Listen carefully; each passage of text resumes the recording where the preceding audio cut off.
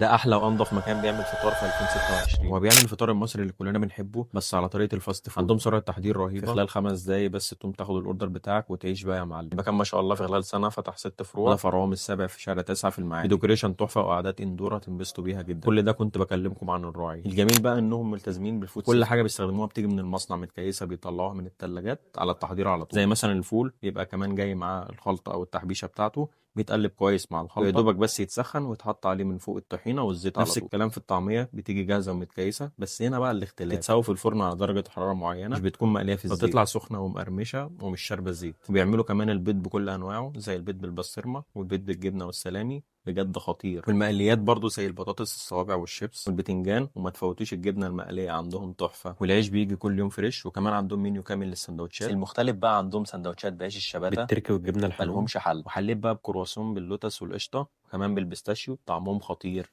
وكمان هيكون مناسب جدا في رمضان على السحور. فيلا جربوه، هستنى اراءكم في كومنت. وبس كده، دي كان النهارده كانت تجربتي في الراعي، واشوفكم في فيديو جديد. سلام.